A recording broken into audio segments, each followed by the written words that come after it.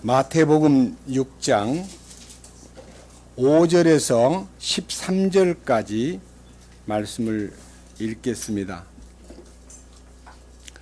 또 너는 기도할 때에 위선자들과 같이 되지 말라. 그들은 사람들에게 보이려고 회당과 거리 모퉁이에 서서 기도하기를 좋아하느니라. 진실로 내가 너희에게 이르노니 그들은 자기들의 보상을 받았느니라. 오직 너는 기도할 때에 내 골방으로 들어가 내 문을 닫고 은밀한 가운데 계시는 내 아버지께 기도하라. 그리하면 은밀한 가운데 보시는 내 아버지께서 내게 드러나게 갚아주시리라.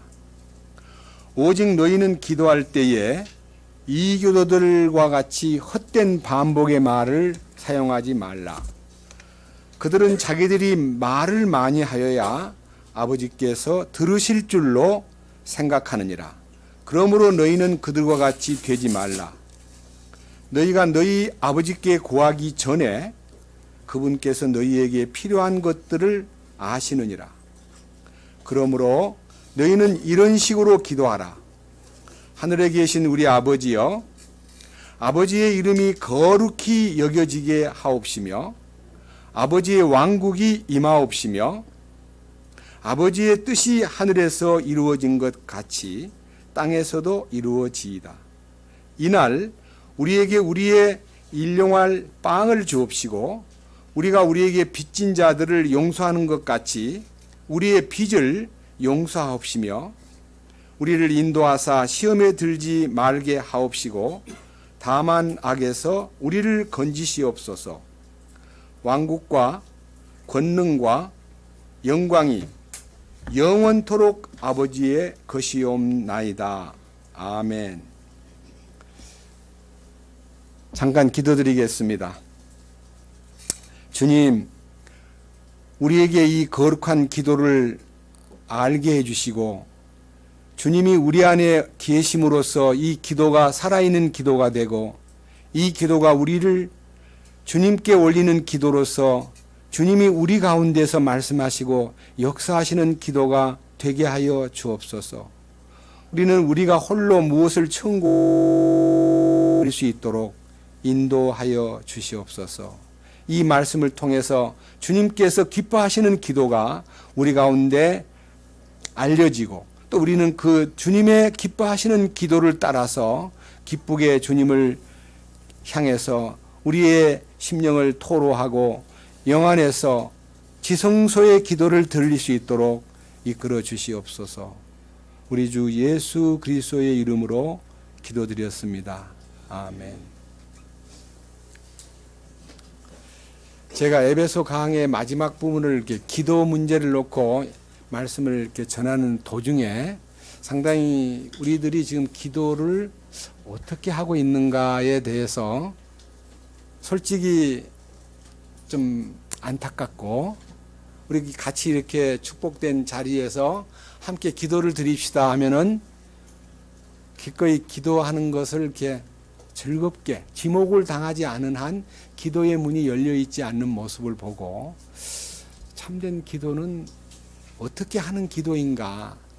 우리는 너무나 오랫도록 기도 안 하고 지내는 좀 비정상적 어떤 가르침 속에서 몇십 년 동안 기도 없이 살았던 우리들이 몰라 개인적으로는 혹시 기도를 하긴 했지만 이 단체 속에서 함께 이 기도의 활발한 교류를 하지 못했던 과거 때문에 막상 기도를 하라 그러면은 굉장히 이게 마음이 무겁고 또 기도하는 것을 무척 힘들어하는 분들이 많기 때문에 오늘은 주님께서 이런 식으로 기도하라고 말씀하신 이 마태복음 6장 9절을 중심으로 해서 이런 식으로 하는 기도가 어떤 기도인가, 주님이 가르쳐 주신 기도가 어떤 기도인가에 대해서 먼저 기도할 때 기본 자세부터 한번 생각해 보겠습니다. 먼저 5절입니다. 기도할 때에 위선자들처럼 되지 말아라. 사람들에게 보이기를 좋아하고 사람들이 보이는 데에서 기도하는 것은 주님이 싫어하신다. 첫 번째, 사람을 의식하지 말아라. 그러니까 내가 기도를 잘한다는 말을 듣고 싶어가지고 말을 꾸민다거나 아니면 다른 사람들이 참 기도를 잘하는구나 이런 말을 듣도록 하지 말고 다른 사람에게 기도를 보이지 않는 것이 좋겠다. 그래서 6절 말씀에 기도를 하고 싶거들랑 골방에 들어가 은밀한 중에 문을 닫고 아버지와 개인적으로 은밀한 교통을 나누는 것이 참 좋다. 이렇게 말씀했습니다. 그러니까요, 우리가 대중 안에서 함께 이 예배 시간에 기도하는 것을 나는 그냥 혼자서 할 거야. 나는 골방에서 하고 있어. 해서 하지 말라 그런 말이 아니고 정말 주님과 긴밀한 기도는 골방에서 홀로 하는 기도가 좋다. 이런 이제 말씀을 하셨고, 그 다음 7절에는 기도할 때 말을 많이 하지 마라. 반복된 말을 또 하고 이렇게 자꾸만 중언부언하지 말아라. 자기들은 말을 많이 해야만 하나님이 기뻐할 줄 알고 말을 많이 하는데 그거 별로 사랑스러운 모습이 아니다. 기도하기 전에, 너희들이 구하기 전에 너희 아버지께서 너에게 필요한 것이 무엇인가를 잘 알기 때문에 너희는 이런 식으로 기도를 해라. 이렇게 이제 가르쳐 주셨는데, 여기 계신 여러분들에게 제가 과거에 주기도문을 얼마나 열심히 외우느냐면요, 눈 딱 뜨면 주기도문 먼저 외웠습니다. 저 기도 생활에 이 주님의 진리 안에 들어오기 전입니다. 장로교 다닐 때 눈을 뜨면 바로 기도했습니다. 주기도문. 그 다음에 새벽 기도를 가면 새벽 기도에서 집회 마치고 다 같이 주기도문으로 예배를 마치겠습니다 하고 주기도문 기도회 마친 때에 기도하고, 그 다음에 반드시 잠자리에 들기 전에 주기도문 한 번 하고 하루에 꼭 3번씩 했습니다. 그럼 1년이면 몇 번 하겠습니까? 1000번 이상 한 겁니다. 근데 그 기도가 나에게 아무런 효험이 없고 내가 그 기도 속에 있다는 기쁨이 전혀 없이 많은 세월을 이 주기도문에 붙잡혀 있었고, 또 공동 구역 예배라든지 아니면 간단한 어떤 미팅에서 우리 주기도문 하면서 마칩시다 해서 주기도문을 하면서 마치다 보니까 주기도문이 남용되고 있고 주기도문을 외우는 것이 기도인 줄 알았던 시절이 사실 20년 가까이 그런 세월을 보냈습니다. 모르고. 그러다 보니까 이제 이 거듭난 생명이 안에 온 후부터는 기도를 그렇게 외우는 게 아니다. 그러니까 어떻게 할 건가를 모르고 그냥 기도를 안 하고 기도를 쉬는 것이 우리들의 기도 생활인 줄 알았는데, 알고 보니까 성경에는 예수님도 여러 차례 깨어 기도하라, 예수님 자신도 새벽에 일찍 일어나 가지고 기도하러 가시기도 하고 굉장히 기도 생활의 본을 보였고, 성령으로 기록된 성경 속에는 많은 기도, 항상 기뻐하라, 쉬지 말고 기도하라, 모든 일에 감사하라. 그다음에 야고보서에 보면은 어려운 일이 있느냐 기도할 것이요, 기쁜 일이 있느냐 저는 찬송할 것이요, 병든 자가 있느냐 저는 장로들을 청하여 그 아픈 곳에 기름을 붓고 위하여 기도할지니라. 기도하라는 얘기가 많이 있는데 우리는 기도를 안 하는 생활을 통해서 너무 오랜 습관화되고 너무 오랜 세월을 기도 없이 살았기 때문에 정작 기도하는 것을 약간 좀 우습게 보고, 심지어는 식탁 앞에서 기도하는 걸 보고 정신없는 사람 같으니 저 왜 밥 먹을 때만 기도를 해? 공기 주신 거 감사하고 물 주신 거 감사하고 햇빛 주신 거 감사하고 그런 기도는 안 하고 뭐 밥상에서만 기도를 하나, 이렇게 말함으로써 자기는 공기를 주신 하나님, 햇빛을 주신 하나님, 그리고 나로 하여금 하늘로부터 참 비를 내려가지고 물을 주신 하나님 참 감사합니다 하고 감사가 넘치는 생활을 하면서 밥상 앞에서 기도하는 것을 문제 삼으면 좋은데, 평소에 그런 생각을 전혀 안 하고 살다가 기도하는 사람을 보면 약간 비웃는 그런 모습을 우리가 많이 보았습니다. 근데 오늘은요, 진짜 이제 이후부터 우리가 어떻게 기도하는 것이 주님이 참으로 만족히 여기는 기도일까? 이 기도에 대한 7가지의 방향을 여러분 앞에 선포하겠습니다. 오늘 이런 식으로 기도하라고 말씀하신 마태복음 6장 9절 이하에 제일 중요한 기도의 가장 깊은 기도의 중심. 자, 6장 9절에 이렇게 나와 있습니다. 너희는 이런 식으로 기도하라. 하늘에 계신 우리 아버지여, 아버지의 이름이 거룩히 여겨지게 하옵시며. 그래서 여기에 아버지의 이름이 거룩히 여겨지게 하옵시며 하는 첫 번째 아버지의 이름에 대해서, 두 번째 10절 아버지의 왕국이 임하옵시며, 여기 아버지의 왕국이 임하옵시며, 세 번째 아버지의 뜻이 하늘에서 이루어진 것 같이 땅에서도 이루어지이다. 이 세 가지가 기도의 기둥입니다. 이 아버지의 이름 하면요, 성부 하나님을 얘기합니다. 아버지의 왕국하면 통치권자인 예수님을 얘기합니다. 성자 하나님. 그 다음에 아버지의 뜻 그러면 성령 하나님.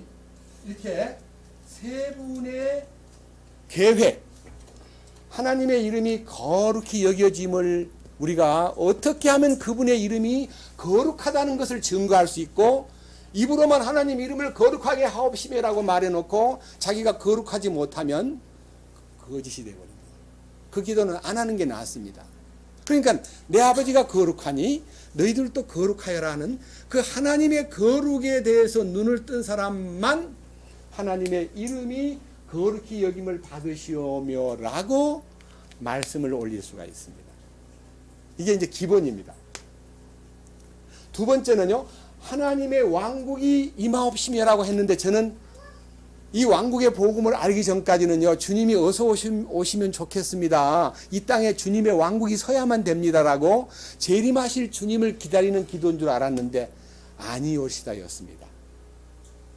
하나님의 왕국은 여기 있다 저기 있다 하지 않고 너희 안에 있느니라.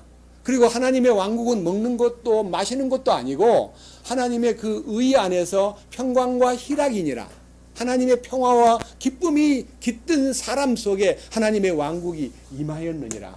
그러니까 이것은요, 하나님의 거룩을 소유한 사람에게 통치권이 나타나는 걸 얘기합니다. 현실적인 통치권이 자기에게 임한 것을 말하는 것이지, 주님이 오셔가지고 통치권을 행사하리라는 요청을 하는 기도가 아니었다는 것을 저는 사실 오랫동안 몰랐다가 2000년 7월달 이후부터 이 왕국의 현재성, 그러니까 왕국의 현재성, 이 말이라는 말은요, 왕국이 지금 임하는 것이지 왕국의 미래성, 미래에 오실 왕국에 대한 기다림이 아니라는 것을 확실히 알았습니다.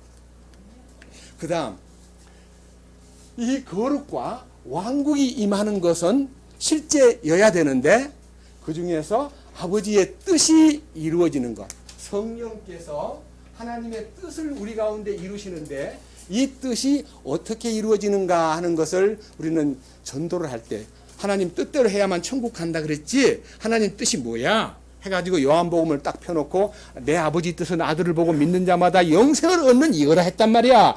구원받는 게 아버지 뜻이야 라고 막 이렇게 코너에 몰았던 오랜 세월 전도하면서 아버지 뜻은 구원받는 거다 이렇게 얘기했는데, 사실은 구원받는 거 아버지 뜻입니다. 그러나 기본적인 아버지의 뜻이 어떻게 하늘에서 이루어져 가지고 어떻게 땅에서도 이루어진 아버지 뜻이 하늘에서 이루어진 것 같이 땅에서도 이루어지다는 말은 이루어진 것은 결정된 거고, 이루어질 것을 비는 기도 속에서 어떻게 이루어져야만 아버지 뜻이 내게 이루어질 것인가, 이 부분을 사실 오늘은 포인트로 삼겠습니다. 이게 이루어져야만 왕국도 이루어지고 아버지 뜻이 이루어져야만 거룩도 이루어지기 때문에, 역으로 이것은 원론적인 하나님의 거룩한 이름이 우리들에게 거룩하게 나타나지 않으면, 하나님의 이름이 거룩히 여김을 받으시옵소서라고 말하려면 내 속에서 주님의 거룩이 임했을 때에 그 거룩이 내 입으로 표현되고 주님의 이름을 우러러볼 수밖에 없는 사람이 되는 거예요. 그리고 그분의 왕국이 통치권이 내게 나타났을 때에 내 속에 주님의 통치권을 받으면서 왕국이 이제 곧 있으면 올 거야. 오시면 난 이미 다스림 안에 있지만 이 천하가 다 하나님의 정의와 평화와 사랑으로 통치할 때가 올 거야. 이렇게 모순되고 형편없이 죄악이 막 넘실거리는 이 세상이 정리될 거야 라고 하는 기다림의 믿음이 있는 것입니다. 그것을 소망이라 그럽니다. 그런데 이 아버지 뜻이 하늘에서 이루어진 것 같이 땅에서도 이루어지기다라고 하는 이 부분을요, 복음서 3군데에서 조명을 한번 해보겠습니다. 마태복음 26장 같이 보겠습니다. 마태복음 26장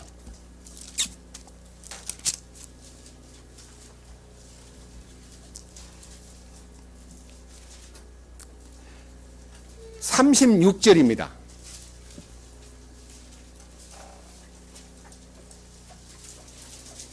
마태복음 26장 36절에 제목이 뭐라고 되어 있죠?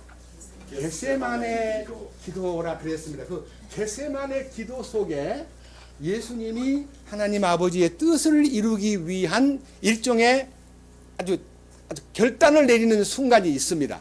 자, 36절 그때 예수님께서 그들과 함께 겟세마네라 하는 곳에 이르러 제자들에게 이르시되 내가 저 너머에 가서 기도할 동안 너희는 여기 앉아 있으라 하시고 베드로와 세베대의 2 아들을 데리고 가시면서 비로소 슬퍼하시며 몹시 괴로워하시더라. 이에 그분께서 그들에게 이르시되 내 혼이 심히 슬퍼 죽을 지경이니 너희는 여기 머물러 나와 함께 깨어 있으라 하시고. 여러분, 예수님이 왜 이렇게 슬퍼하고 말로 다 할 수 없는 심한 괴로움 속에서 기도를 하는데 슬퍼서 죽을 지경에 혼이 들어갔다는 거예요. 왜 그랬을까요? 첫사람 아담 안에 있는 운명을 사람의 아들로 오신 예수님이 마지막 아담으로서 자기의 이 사명을 다 감당하려고 그러니까 너무너무 막중하고 너무 힘든 일이 딱 앞에 놓인 것을 보는 순간 그는 이렇게 기도합니다. 39절 조금 멀리 가사 얼굴을 대고 엎드려 기도하여 이르시되 오 내 아버지여 가능하시거든 이 잔을 내게서 지나가게 하시옵소서. 그러나 내 뜻대로 하지 마옵시고 아버지의 뜻대로 하옵소서 하시고는 이 기도를요 연거푸 3번을 하신 다음에 이제 그분이 이렇게 말했습니다. 46절 일어나라 우리가 함께 가자. 보라 나를 배반하는 자가 나를 넘겨주는 자가 가까이 왔느니라 하고 이제 십자가에 이제 나아가기 위해서 재판을 받으러 끌려가는 이 배신자 가룟 유다의 로마 군인들과 유대의 장로들과 짜가지고 예수님을 체포하려는 그런 엄숙한 자리 앞에 딱 섰을 때에 예수님은 체포당한 게 아니라 스스로 나 여기서 너 누구를 찾느냐? 아 예수를 찾는다. 나야 나. 내가 바로 그야. 이렇게 말함으로써 자기를 몸을 내주는 거예요. 그 겟세마네 동산에 예수님이 내 뜻대로 하지 마옵시고 아버지 뜻대로 하옵소서라고 하는 자기 뜻을 내려놓고 아버지 뜻을 이루기 위해서 자기를 그냥 그대로 이렇게 개방하는 나야 나를 잡으러 왔지 이렇게 자기를 내놓는 것이 하나님의 뜻이 예수님을 통해서 이루어지기 위한 놀라운 과정이다 이거예요. 그 다음 다시 하나 넘겨서 이제는 마가복음으로 갑니다. 마가복음 이제는요 14장입니다. 똑같이 32절 이하에서 겟세마네 기도라는 제목 안에 예수님이 이렇게 말씀하십니다. 내용은 비슷한데 좀 뜻이 다르기 때문에 36절을 봅니다. 마가복음 14장 36절 이르시되 아바 아버지여 아버지께는 모든 것이 가능하오니 이 잔을 내게서 옮기시옵소서. 그러나 내 뜻대로 하지 마옵시고 아버지의 뜻대로 하옵소서. 내 뜻대로 하지 마옵시고 아버지의 뜻대로 하옵소서. 그러니까요, 하나님 아버지의 뜻이 뭐냐? 예수님이 겟세마네라는 곳에 가셔가지고 겟세마네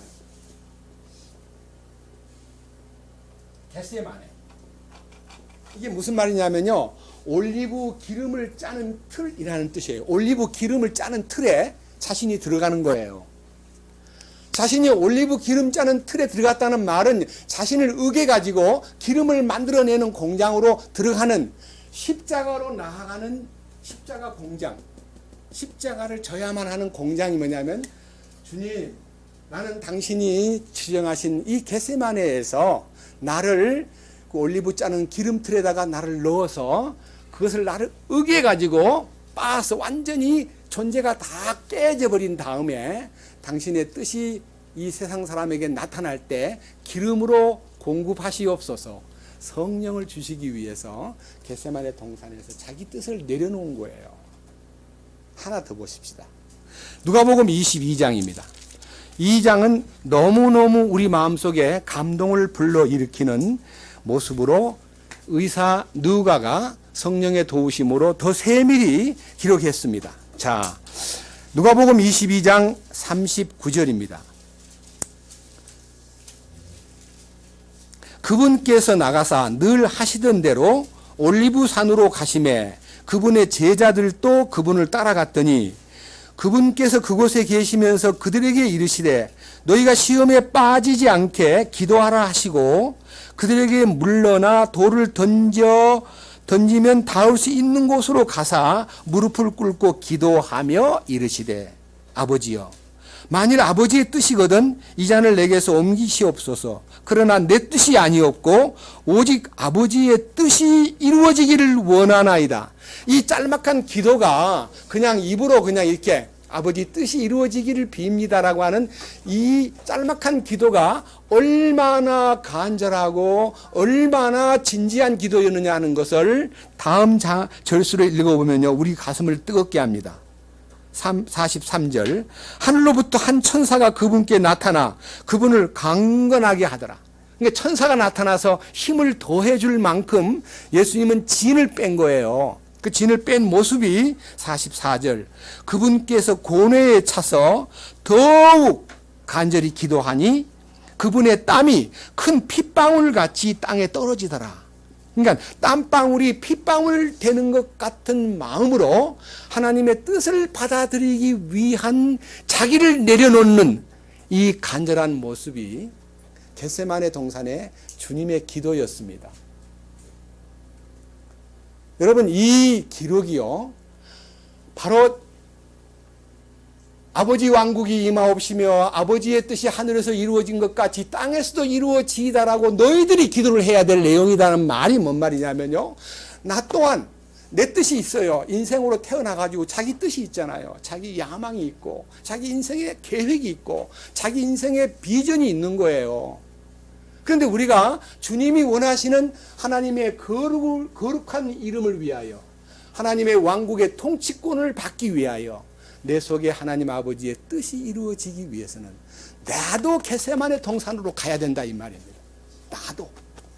나도 겟세마네 동산에 가서 이 땀방울이 핏방울이 되기까지 간절한 마음으로 주여 내 뜻을 거둬가시고 주님 뜻을 이루시옵소서 라고 기도를 하는 자세가 우리 자신들이 주님 앞에 이 주님 가르치신 기도 속으로 들어가는 참 놀라운 체험을 하는 것입니다. 그런데 여기서 참 놀라운 것은요, 성경을 찾지 않겠습니다. 예수님이 십자가에서 이제 오전 9시에 십자가에 못 박혀가지고 오후 3시에 6시간 동안 말로 다 할 수 없는 십자가 위에서의 고통과 조롱당함과 옷을 다 벗겨버리고 자존심을 완전히 깔아뭉개고 밑에서는 조롱하고 네가 하나님의 아들이라면서 뛰어내려봐라, 그거 뛰어내리면 우리가 믿겠다라고 온갖 방법으로 예수님을 말로 다 할 수 없이 짓밟아도 그는 묵묵히 아버지여 저들을 용서해 주세요 라고 기도할 수 있었던 그분이 마지막 운명하는 시간에 다 이루었다고 하시면서 고개를 떨구어 그의 혼이 떠나는 순간에 성소와 지성소 사이에 휘장이 위로부터 아래로 갈라졌다는 것은, 지성소의 문이 열렸다는 것은 하나님의 뜻이 그분을 통해서 이루어졌다는 뜻입니다. 그럼 우리들도 아버지의 뜻이 겟세마네의 결정을 통해서 내 뜻을 내려놓고 아버지 뜻을 받아들일 때에, 아버지 뜻이 뭐냐면 2000년 전에 너도 십자가에 같이 못 박혔다는 것을 말해준 그분의 말씀이 내 안에서 이루어지기까지는 머리로 알아가지고 적당히 넘어가는 게 아니라 바로 겟세마네를 통과해야, 내 뜻을 내려놓는 것이 있어야 주님이 하늘의 뜻이 내 안에 나타나면서 나에게도 지성소의 문이 열리는, 휘장이 갈라지는 역사가, 체험이 따른다는 것입니다.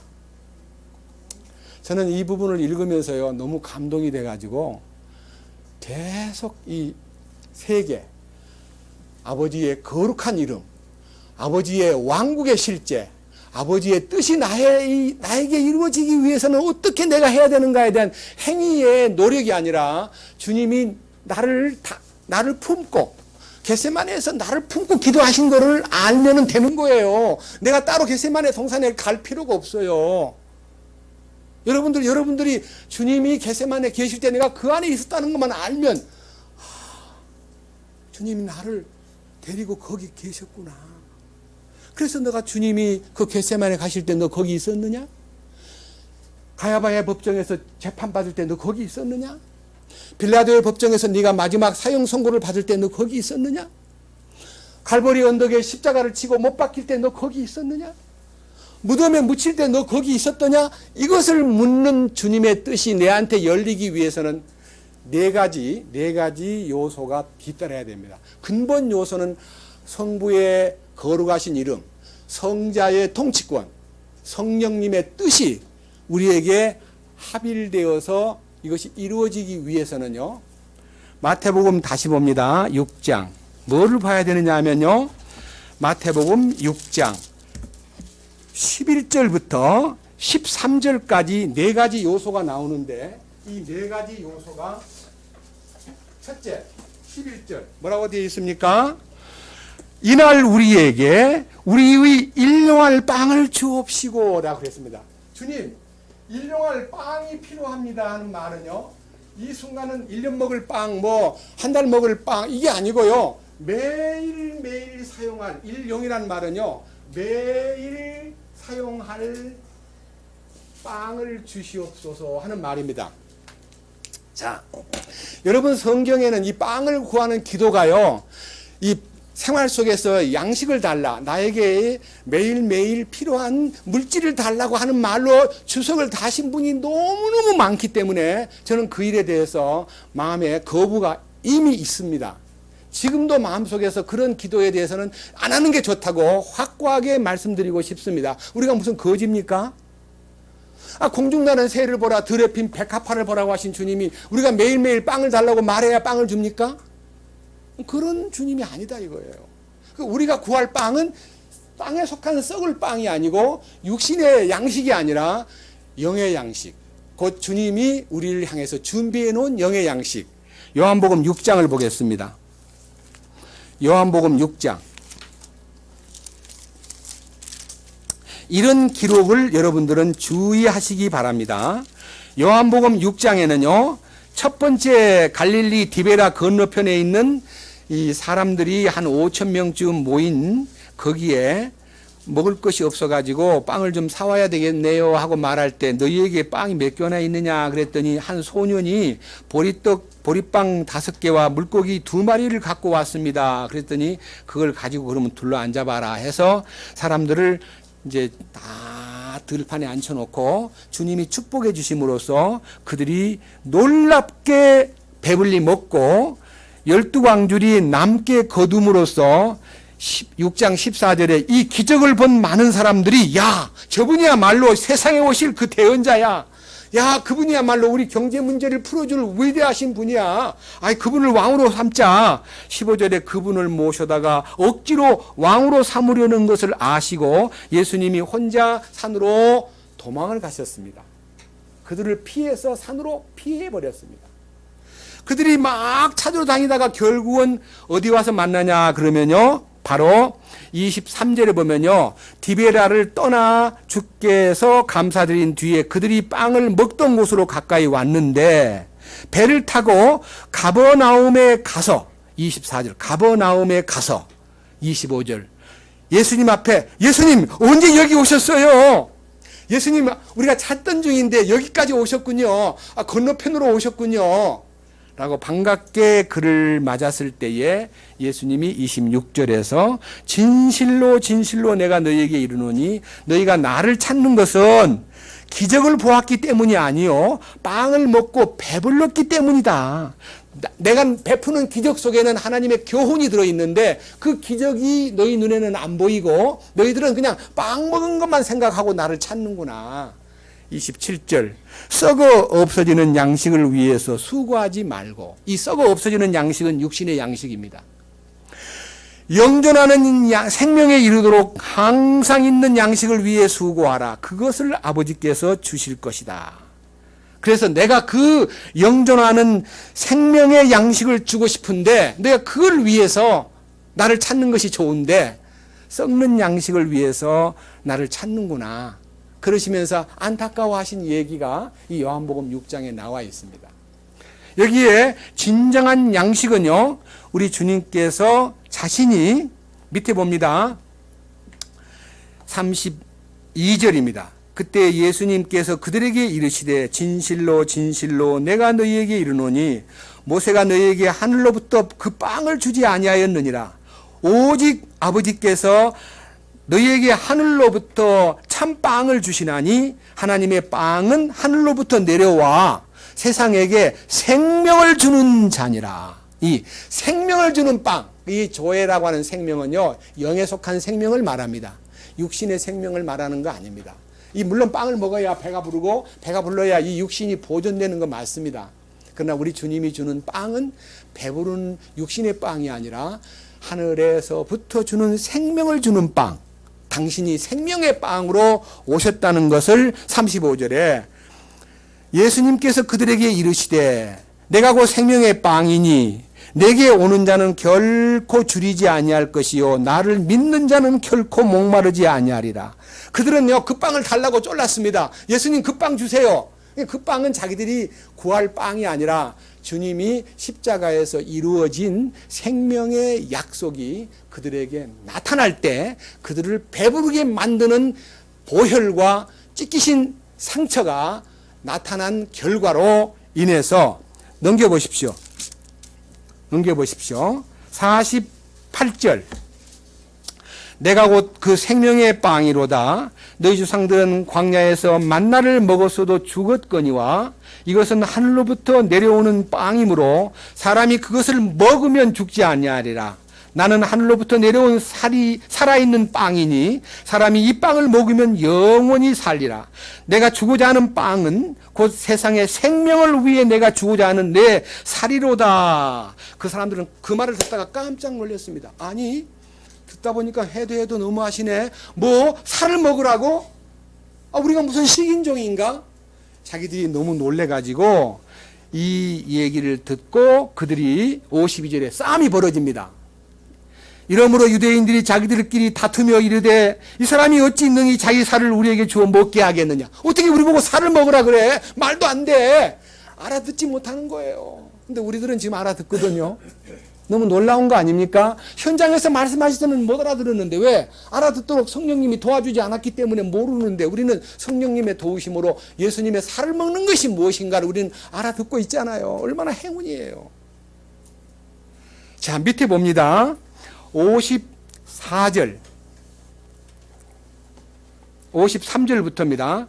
이에 예수님께서 그들에게 이르시되 진실로 진실로 내가 너희에게 이르노니 너희가 사람의 아들의 살을 먹지 아니하고 그의 피를 마시지 아니하면 너희 속에 생명이 없느니라. 여기 말하는 생명 또한 조회라고 하는 하늘에 속한 생명, 영원한 생명, 하나님이 우리에게 주시는 놀라운 영존하는 생명, 이 생명입니다. 54절 누구든지 내 살을 먹고 내 피를 마시는 자에게는 영원한 생명이 있나니 마지막 날에 내가 그를 일으키리라. 내 살은 참으로 참으로 양식이요 내 피는 참으로 음료이니 내 살을 먹고 내 피를 마시는 자는 내 안에 거하고 나도 그 안에 거하느니라. 이 말을요 했을 때에 너무너무 많은 사람들이 이 말씀을 듣고요, 아유 무슨 말인지 참 알 수가 없네 하고 실망한 나머지요 돌아간 사람이 많다 그랬습니다. 많은 사람들이 이 말씀을 듣고 돌아가 버렸습니다. 60절에 보니까 그러므로 그분의 제자들 중에 많은 사람이 이 말씀을 듣고 이르기를 이 말씀은 참 어렵구나, 누가 그것을 알아들을 수 있겠느냐 하면서 스스로 그들이 실족한 모습을 보였을 때 예수님이 그들이 제자들이 수군거리는 줄 아시고 이것이 실족하게 만든 것인 줄 아느냐? 그러면 너희가 사람의 아들이 이전에 있던 곳으로 올라가는 것을 보면 어떻게 하려느냐? 이 말은요, 주님이 죽었다는 얘기를 들어도 못 알아들으면 주님이 다시 살면 어떻게 될 줄 아느냐 하고 부활 생명에 대한 얘기를 던지니까 더 못 알아듣는 거예요. 그래서 63절에 내가 살리는 것은 영이다. 육체는 무익하다. 예? 육체는 아무것도 유익하게 하지 못한다. 내가 너에게 이르는 말이 바로 영이며 생명이다. 내가 말하는 이 영이요 생명이라고 하는 이 성령님의 하늘 양식을 구하는 너희가 돼야 된다. 그러니까요, 성부 하나님을 거룩하게 하고 성령 하나님의 뜻을 따라서 성자 하나님의 왕국에 들어가서 통치를 받으려면 주여 말씀을 열어주십시오. 말씀을 주님께서 주셔야 되겠습니다. 말씀을 먹고 싶습니다. 예레미야 15장 16절에 내가 주의 말씀을 얻어먹었습니다. 근데 어떻게 얻어먹냐? 말씀이 발견될 때 얻어먹는 거예요. 말씀이 발견되지 않고는요, 아무리 먹으려고 입으로 입맛 따시고 말씀이 좋다 먹자 이렇게 해서 먹어지는 게 아니라 말씀이 열려야 되는 거예요. 말씀이 계시가 돼야 되는 거예요. 그래서 많은 사람들이 이제 믿지 않고 가버리니까 66절 그때부터 그분의 제자들 중에 많은 사람이 돌아가고 다시는 그분과 함께 다니지 아니하더라. 막 많이 가버린 거야. 뭐 빵 좀 얻어 먹으러 왔더니 별 얘기 다 하더라. 뭐 살을 먹으래. 말도 안 되지. 야 갑시다. 엉터리야 엉터리 하고 돌아갔는데 그때 예수님께서 열둘에게 묻기를 너희도 가려느냐라고 물으셨을 때에 68절 그때 시몬 베드로가 그분께 대답하여 주께 여짜오되 주여 영원한 생명의 말씀이 주께 있사온데 우리가 누구에게로 가리까? 말씀을 따르는 것이 주님의 원하심인 줄 알았기 때문에 일용할 양식을 주시는 그 일에 대해서 우리가 얼마만큼 갈망하느냐. 솔직히 여러분들 일용할 양식은 하루에 우리가 3끼 밥을 먹는 것이 인간에게 주어진 일종의 관습인데 밥을 하루만 한 끼만 안 먹어도 배고프지만요 하루를 굶으면 못 견딜 만큼 힘이 없고 막 이게 머리가 막 돌고 그 다음에 다리가 휘청거리고 그러지 않아요? 제가 금식 기도를 많이 해봤는데 금식은 첫날 둘째 날이 제일 어려워요. 그날만 싹 넘어가면 견딜 수 있는데 이틀간의 금식이 참 어려운 기간입니다. 그런데 여러분 일부러 금식하지 않고 말씀 없이 어떻게 2일 3일 한 달을 지낼 수가 있습니까? 어떤 형제들은 내가 너무나 실망한 나머지 10년 동안 성경을 놓고 살았습니다 하는 간증을 하는데 아사가 보통 아사가 아니고 진지 굶어 죽어서야 마땅한데 주님이 그런 중에도 조금씩 영의 양식을 주셨기 때문에 그가 생존해 있는 것이지 만약 주님이 관심을 안 가졌다면 진즉 죽고 말죠. 굶어 죽지요. 그래서 하나님 아버지의 말씀이 내게 얼마만큼 소중한가를 간절히 느끼는 마음이 하나님의 거룩에 이르고 하나님의 왕국에 이르고 하나님의 뜻이 내게 이루어지는 것에 이르기 위해서는 말씀 없이는 불가능하다는 것입니다. 이 말씀을 구하는 기도입니다.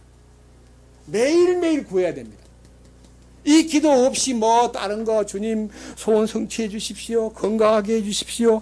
이제 한 5일 되면은 수능이 있는데 우리 아들 좀 잘 시험 치게 해 주십시오. 이런 따위의 기도는요. 전부 다 정욕으로 구하려고 잘못 기도한 것들입니다. 자, 마태복음 돌아갑니다. 이제 마태복음 6장입니다. 두 번째 12절. 우리가 우리에게 빚진 자들을 용서하는 것 같이 우리 빚을 용서하옵시고.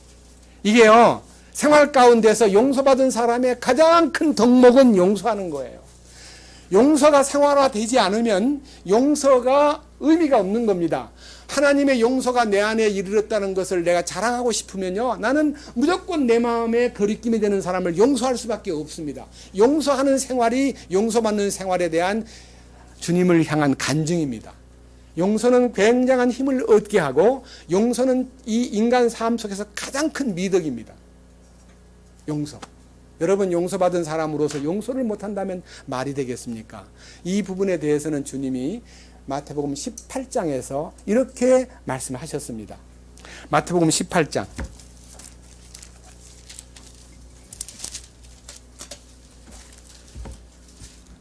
21절입니다.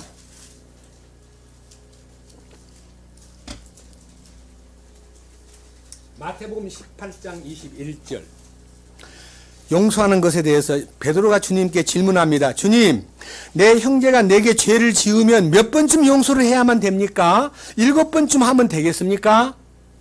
이렇게 물었을 때 예수님 대답이, 아니다. 7번까지 하는 것이 아니라 70번씩 7번까지 해야 된다. 야, 이게요. 여러분, 탈무드에는요, 용서하는 것이 3번이면 좋다 그랬어요. 좋다고. 근데 베드로는 탈무드보다 더 강하게 7번까지 하면 어떻습니까? 그러니까, 그래, 7번도 좋지만 70번씩 7번을 하라는 것은요, 무한대를 얘기합니다. 여러분, 사람 용서할 때요, 한 번 용서했다. 이제 2번째야, 3번째야, 100번째야, 200번째야, 400번째야. 이거 어떻게 헤아립니까? 그럼 무한대를 얘기합니다. 여러분, 하나님이 나를 사랑하신 사랑은 무한대인데 내가 왜 사람한테 사랑하는, 용서하는 것이 무한대가 되기를 원하지 않습니까? 주님이 무한대의 사랑을 내 속에서 실행하기 시작하셨는데, 주님이 하신다는데 내가 어떻게 용서한다고 나섭니까? 사실요, 우리가 사람을 용서할 때, 형제님 내가 용서합니다 그러면요, 기분 나빠요. 근데 기분 안 나쁜 용서는요, 형제님 죄송합니다, 주님이 용서해 주신 주님께서 나를 왜 용서 못하냐라고 하셔서 부끄럽습니다. 형제님, 제가 형제님이 용서하는 게 아니라 주님이 용서해 주셨으면 믿습니다. 저를 용서해 주세요. 용서해 준다는 게 아니라 내가 용서를 안 하고 싶은 마음을 주님이 지적하셔가지고 용서하라고 나에게 용서를 가르쳐 주십디다라고 하면 그 사람도 감동을 먹고, 그렇군요, 주님이 용서해 주신 것을 모르고 우리가 이렇게 눈을 붉혔군요. 이렇게 용서에 대한 비밀이 굉장한 능력이 있다는 것입니다. 그래서 주님이 이렇게 말씀하십니다. 자, 24절 23절부터입니다. 그러므로 하늘 왕국은 마치 자기 종들로부터 회개 보고를 받으려 하는 어떤 왕과 같으니라. 그러니까요, 이 용서의 두 번째, 용서의 생활은 하늘 왕국에 관련된다, 그런 뜻입니다. 무슨 말이냐면요, 용서가 하늘 왕국의 회개 보고의 주제가 된다. 회개 보고란 말은 결산 보고입니다. 결산 보고. 네가 하나님 앞에 가서 용서를 다 했느냐 못 했느냐, 용서를 충분히 내가 시킨 대로 다 끝내느냐 못 끝내느냐의 용서 못한 것에 대해서 주님이 따진다는 겁니다. 그러니까요, 회개 보고의 마지막은 가장 중요한 것이 용서에 대한 마지막 결산이 있다는 것을 잊어서는 안 됩니다. 보세요.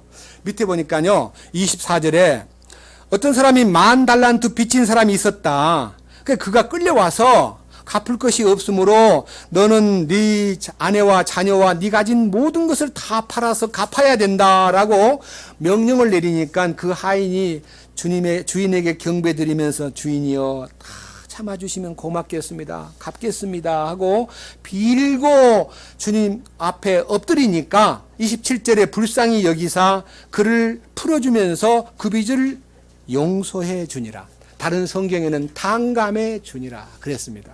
자, 그런데 그 용서를 받은 사람이 다음 28절 보니까 바로 나가서 자기 동료 가운데 한 친구가 자기한테 100데나리온 빚진 것을 만나는 순간 그 사람을 멱살을 잡고 내 빚을 갚아야, 안 갚아?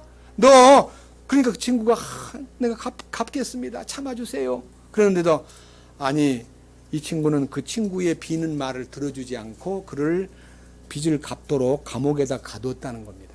정말 이건 너무 놀라운 얘기 아닙니까? 제가 오늘 아침에 이제 현대 방법으로요, 이 용서의 비밀에 대해서 계산을 했는데, 여러분 다시 한번 상기시키겠습니다. 1만 탈란트. 1만 탈란트는요, 1탈란트가 6천 데나리온입니다. 6천 데나리온. 1데나리온이 노동자의 1일 품삯입니다. 1일 품삯. 그러면 옛날 얘기 하지 말고 지금 현재 얘기를 합시다. 형제님, 농촌에서 막 과수원에 가가지고 하루 종일 일하면 남자들에게 얼마 줍니까? 8만 원. 또 더 적게 주는 데 있습니까? 최저로 5만 원? 여자가 5만 원. 여자가 5만 원. 이게 다 남자거든요. 8만 원이고 도시에는 10만 원입니다. 15만 원. 10만 원이라고 합시다. 너무 많이 하면 계산이 복잡하니까. 1일 품삯 10만 원.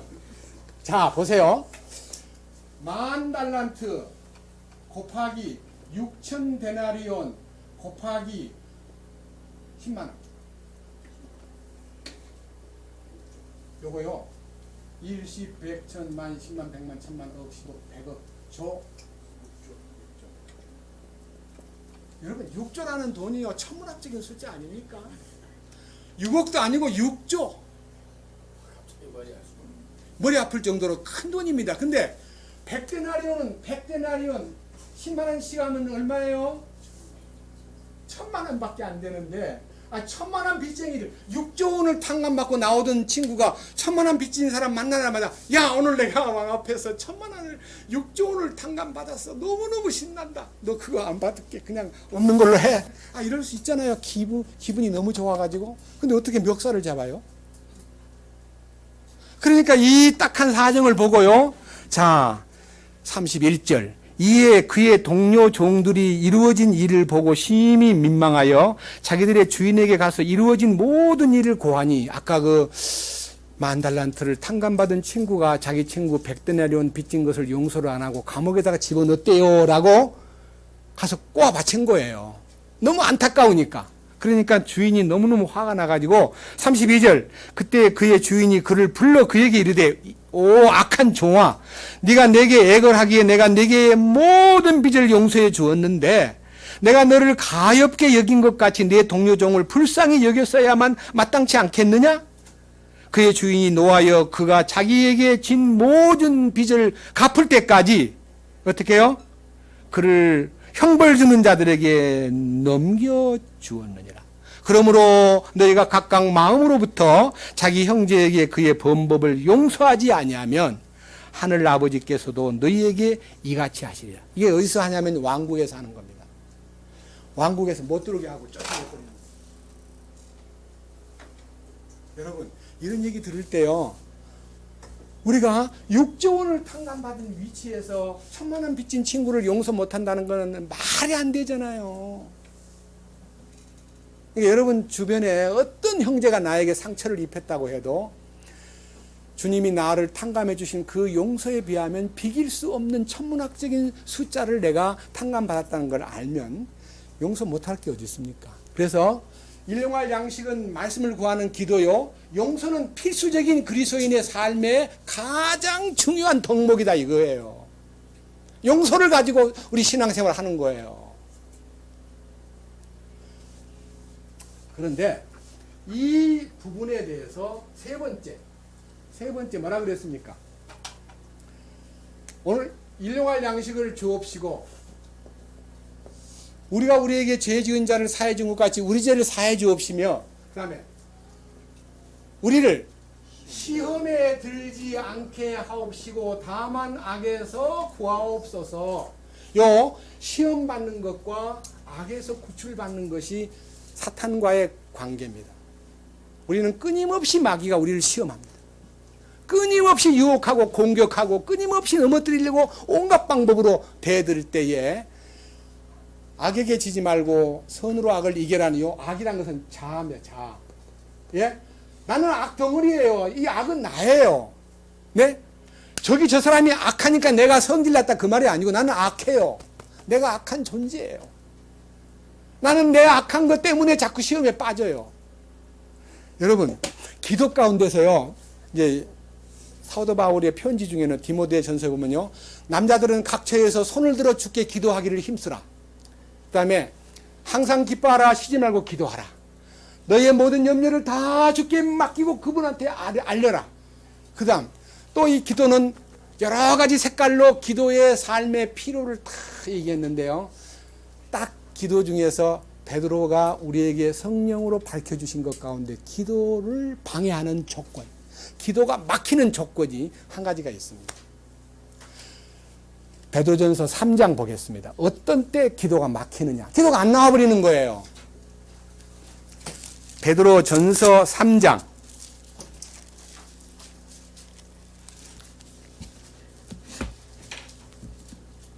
7절입니다.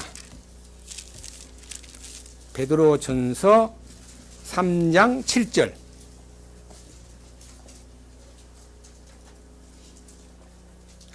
남편들아, 이와 같이 너희도 지식을 따라 그들과 동거하고 아내를 더 약한 그릇이요 또 생명의 은혜를 함께 상속받을 자로 여기고 존중하라.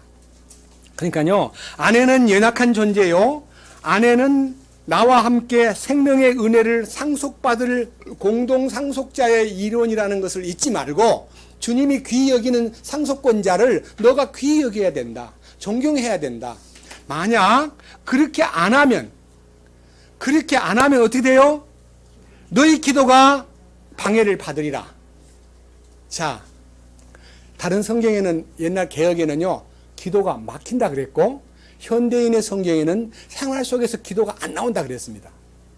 기도가 방해를 받는 게 뭐냐면요, 부부관계가 깨져 있으면 기도가 안 되는 거예요. 혼자도 기도가 안 될 뿐 아니라 같이 머리 맞대고 기도가 안 되잖아요.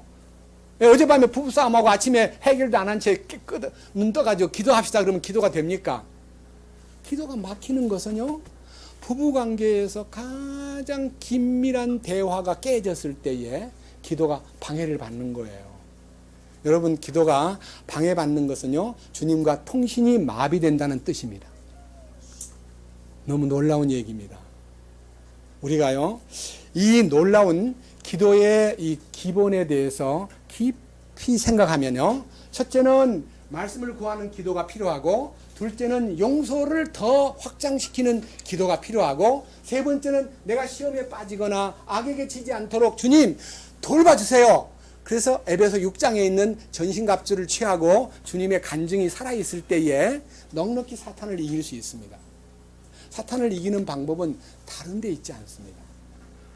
요한계시록 12장, 거기에 사탄을 이기는 비밀이 들어있는데 그 비결을 이렇게 기록되어 있습니다. 요한계시록 12장 9절입니다. 그 큰 용, 즉 저 옛뱀, 곧 마귀라고도 하고 사탄이라고도 하며 온 세상을 속이는 자가 내쫓기더라. 그가 땅으로 내쫓기니 그의 천사들도 그와 함께 내쫓기니라. 그러니까요, 마귀 혼자서 일을 하는 게 아니라 마귀 졸개가 많은데 그 졸개들이 막 파견이 되는데 자기 편에서 고분고분 말 잘 듣는 사람한테는 시험도 안 줘요. 그냥 잘 내버려둬도 잘 자기를 따라오니까 놔두고요. 참으로 주님의 말씀을 구하고 용서의 비밀에서 살고자 하는 사람에게 시험을 주고 넘어뜨리려고 많은 방법으로 방해를 하는데, 이 방해가 여기 성경에는 이렇게 한다. 고소한다라고 되어 있어요. 속이며 고소한다. 10절. 또 내가 들으니 하늘에 큰 음성이 있어 이르되 이제 구원과 힘과 우리 하나님의 왕국과 그분의 그리스도의 권능이 임하였도다. 그러니까 이 왕국과 권능에 잡힌 자, 구원과 그 힘의 지배를 받는 자에게 마귀가 내려왔다는 겁니다. 우리 형제들을 고소하는 자, 곧 우리 하나님 앞에서 밤낮으로 우리를 고소하는 자가 쫓겨났도다. 주의하셔야 됩니다.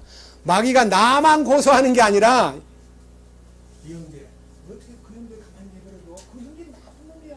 그 형제 못됐어. 그 형제 아주 죽일 놈이야. 너 그 위선자야. 그거를 가만히 내버려둬. 하고 나를 인간적인 어떤 행동에 포인트를 둠으로써 형제가 보기 싫고 마음에서 안 맞고 싫어지고 뭐 저런 게 다 있어. 뭐 찬송을 뭐 저렇게 잘 불러. 저건 엉터리인데. 이렇게 해서 마귀가 나를 고소하는 게 아니라 형제를 비위와 잘못된 모습을 보고 고소를 막 하게 만들므로써 시험에 빠지는 거예요. 여러분, 형제의 옳고 그름을 분별하는 것은 해야 됩니다. 그러나 판단은 주님에게 위임해야 됩니다. 분별을 하는 건 나쁜 거 아닙니다. 옳고 그름에 대해서 알아야 됩니다. 언젠가는 그를 위해서 기도하면서 용서를 할 수 있는 기회를 만들어야 됩니다. 그러나 정죄하고 판단하는 것은 내 소관이 아닙니다. 성경에 나와 있거든요. 로마서 14장. 이 말씀 잡고 로마서 14장.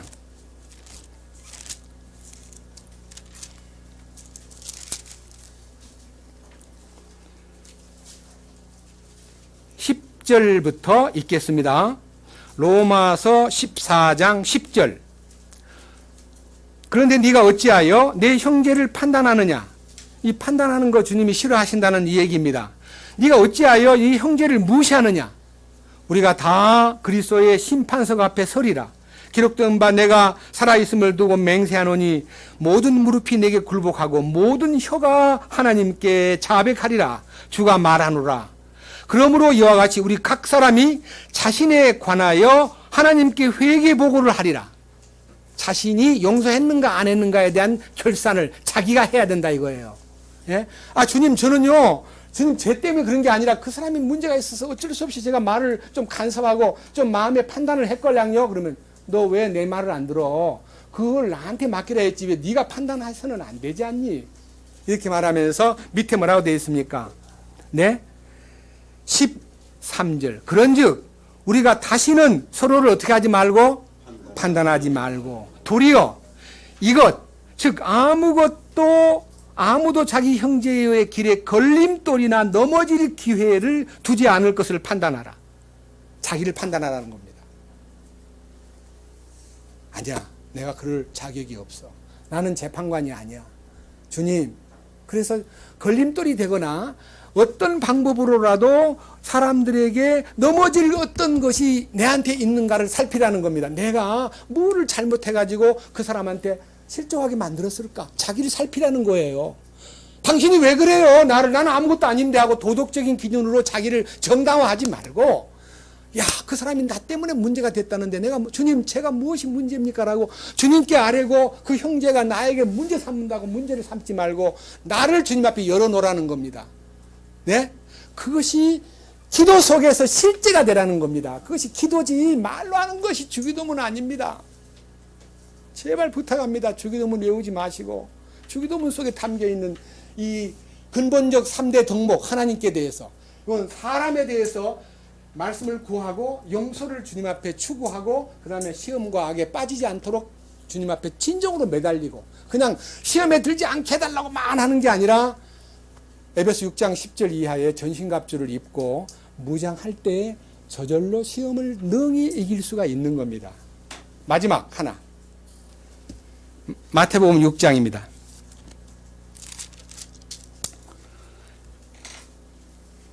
13절 우리를 인도하사 시험에 들지 말게 하옵시고 다만 악에서 우리를 건지시옵소서. 왕국과 권능과 영광이 영원토록 아버지의 것이옵나이다. 여기 참 중요한 얘기입니다. 왕국과 권능과 영광이 영원토록 아버지의 것이옵나이다 라고 하는 이 기도가요.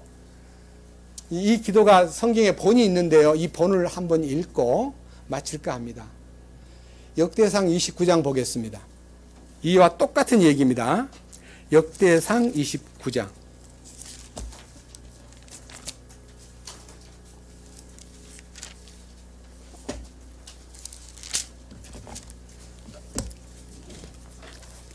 11절입니다.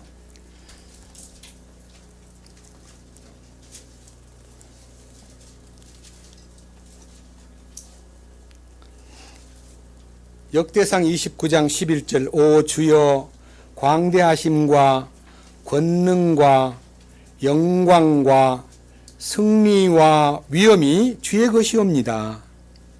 하늘과 땅에 있는 모든 것이 주의 것입니다. 오 주여, 왕국도 주의 것입니다. 주께서는 모든 것 위에 머리로 높여지신 분이십니다.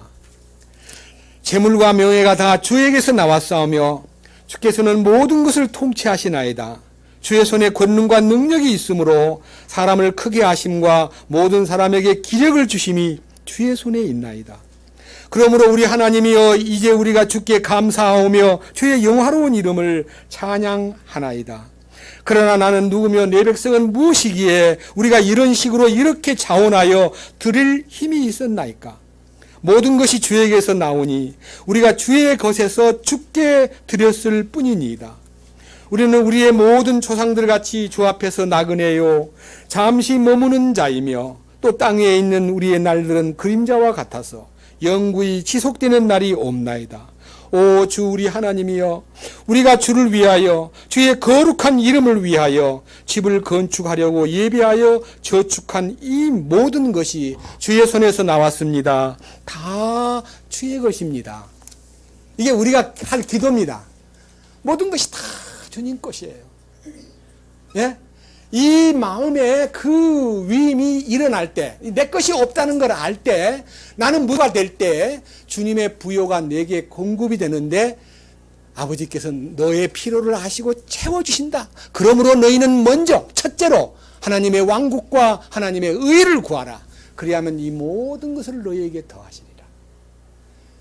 이것이 우리의 기도가 돼야 되고 우리의 실제적인 기도의 내용이 우리 속에서 일어나야 주님이 기뻐하는 기도가 될 것입니다.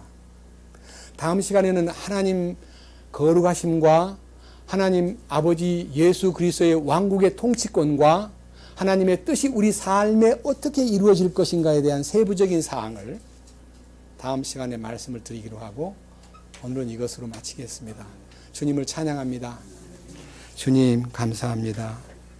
우리의 기도를 주께서 이런 식으로 기도하라고 가르쳐 주신 주님, 우리는 먼저 하나님 아버지의 거룩하신 이름과 하나님 아버지의 통치권에 속한 사람으로 아버지의 뜻이 겟세마네 동산에서 주님 자신을 내려놓음으로써 그 거룩하신 뜻이 예수님의 몸속에서 이루어진 것처럼 우리들도 그 몸에 속한 자가 됨으로써 아버지의 뜻이 겟세마네에서 이루어졌듯이, 그리고 자아를 내려놓고 그 처절한 기름짜는 틀에 들어가셔가지고 자신을 완전히 죽음에 내어놓고 우리를 위하여 부활의 생명으로 기름 부음을 나타내셨듯이 이제 우리들도 주님의 죽음에 연합하고 부활에 연합하여 아버지 뜻이 우리 삶 속에 이루어짐으로써 지성소의 문이 열린다는 이 놀라운 신비를 우리가 우리 것으로 삼게 하여 주옵소서.